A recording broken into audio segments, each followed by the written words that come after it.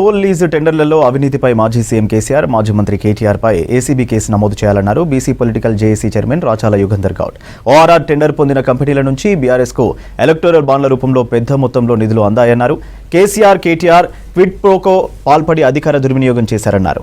ORR నిర్వహణ ఖర్చు మొత్తం హెచ్ఎండిఏ పరిధిలో ఉంచి ఆదాయాన్ని మాత్రం ఐఆర్బీ ఇన్ఫ్రా కంపెనీకి కట్టుబెట్టి భారీ స్కామ్కు పాల్పడ్డారని ఆరోపించారు. దీనిపై విచారణ చేపట్టాలని బంజారాహిల్స్లో ఏసీబీకి ఫిర్యాదు చేశారు Yugandhar Goud.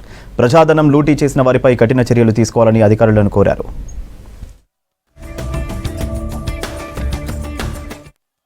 ORR toll lease అక్రమాలపై విచారణ జరిపి కేసీఆర్, కేటీఆర్ను అరెస్ట్ చేయాలని మేము జనవరి 8, 2025లో కంప్లీట్ చేయడం జరిగింది ఏసీబీ డీజీకి.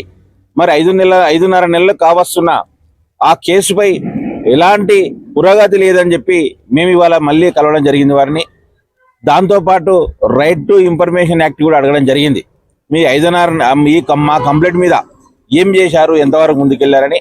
మన డీజీ గారు కూడా మాకేం చెప్తా ఉన్నారంటే, ఇది ప్రభుత్వం దృష్టికి తీసుకెళ్ళిన, ప్రభుత్వానికి పంపినాం, ప్రభుత్వం నుంచి అనుమతి రాగానే, అంటే చీఫ్ సెక్రటరీ నుంచి అనుమతి రాగానే దానిపైన ముందుకెళ్తామని చెప్పి వారు చెప్పడం జరిగింది.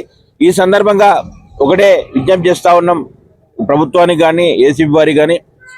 ఈరోజు ఒక చిన్న ఉద్యోగి 10-20 వేలు తీసుకుంటేనే నానా రకాల హంగామాలు చేసి మెయిన్ పేజీలో వార్తలు రాస్తూ ఉన్నారు.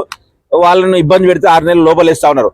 మళ్ళీ 7,380 కోట్లు అవినీతి జరిగిందని సాక్ష్యాధారాలు పక్కగా ఉన్నాయని చెప్పి సాక్ష్యాధారాలతో సహా డిపార్ట్మెంట్కు, గవర్నమెంట్కి ఇస్తే 5 నెలల నుంచి మళ్ళీ మీరు ఎటువంటి చర్యలు తీసుకుంటున్నారో మాకు అర్థం కావట్లేదు. ప్రజలకు నమ్మకం సన్నగిల్తా ఉంది.